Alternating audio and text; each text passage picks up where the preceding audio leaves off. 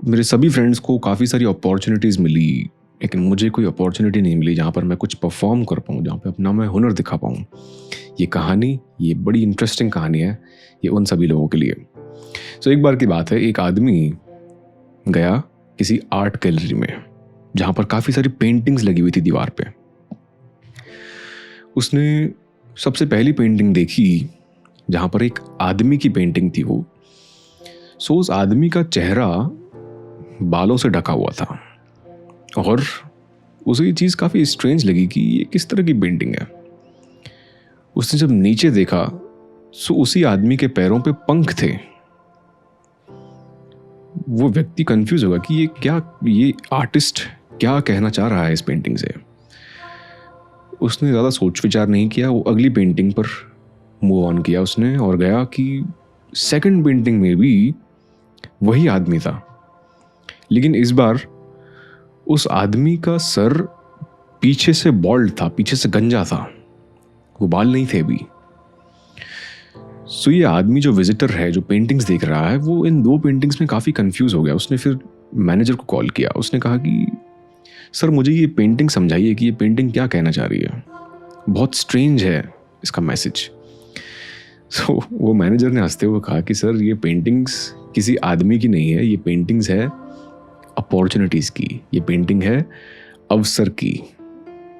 तो आदमी कंफ्यूज हो गया कि यार क्या कहना चाह रहे हो, सीधा सीधा कहो ना यार, तुम ये क्या घुमा फिरा के बातें कर रहे हो। सो मैनेजर ने मुस्कुराते हुए ये कहा कि सर ये आर्टिस्ट इस पेंटिंग के थ्रू ये कहना चाह रहे हैं कि हमारी लाइफ में जब कभी भी अपॉर्चुनिटीज़ आती है सो उनका सर बालों से ढका हुआ होता है। इसका मतलब हम उन अवसरों को पहचान नहीं पाते, हम उन अपॉर्चुनिटीज़ को परख नहीं पाते, पहचान नहीं पाते, और इसीलिए हम सोचने में टाइम वेस्ट कर देते हैं और वो अवसर, वो अपॉर्चुनिटी जो उसके पैरों में पंख लगे हैं वो उड़ जाती है, वो अपॉर्चुनिटी चली जाती है, राइट।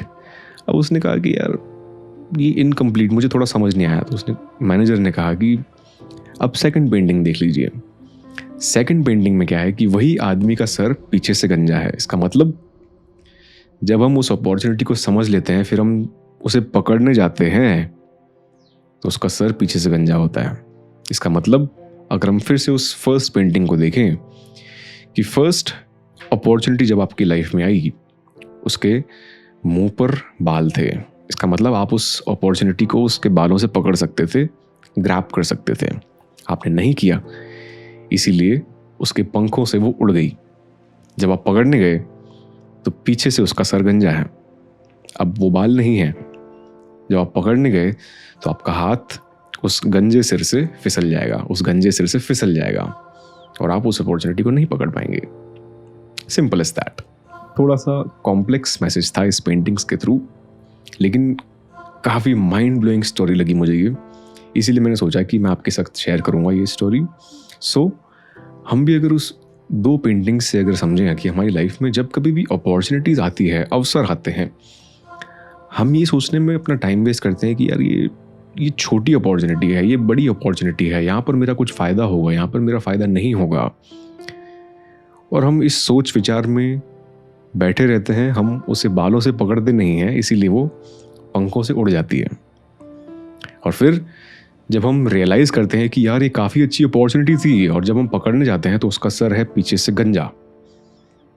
जब हम पकड़ने जाते हैं तो वो हमारा हाथ उस गंजे सर से फिसल जाता है। कई बार मुझसे लोग कहते हैं कि सर मुझे कोई बड़ी अपॉर्चुनिटी आई तब मैं उसे ग्रैब करूंगा। ये बहुत छोटी मोटे अवसर तो मेरी लाइफ में आते ही रहते हैं। मैं कुछ नहीं कर सकता उन चीज़ों का, मुझे उससे कुछ फ़ायदा नहीं होने वाला। लेकिन अवसर, अपॉर्चुनिटी छोटी या बड़ी नहीं होती। सो अवसर चाहे कैसा भी हो, छोटा हो या बड़ा हो, अवसर आया है, हमें उसे बालों से पकड़ के ग्रैब कर ही लेना है। हमें ये सोचने में टाइम वेस्ट नहीं करना कि छोटी अपॉर्चुनिटी है, बड़ी अपॉर्चुनिटी है, जब बड़ी कोई अपॉर्चुनिटी आएगी तब मैं उस अपॉर्चुनिटी को ग्रैब करूँगा, तब मैं कुछ करूँगा, तब मैं देखूँगा। नहीं, जैसी भी अपॉर्चुनिटी है उसे उठाओ और उसमें काम करना शुरू कर दो। डेफिनेटली वो कहीं ना कहीं आपको आपकी ग्रोथ में हेल्प करेगी ही करेगी। आप कहीं ना कहीं आगे जाके रियलाइज़ करेंगे कि यस, मैंने सही डिसीजन लिया, Right? I just hope this story was helpful to you. And also, I hope इस वीडियो से हम थोड़ी बहुत और अवेयरनेस ला पाए in terms of identifying your opportunities. अवसर की पहचान करना. Right? I'll see you in the next one. Until then, remember, keep shining.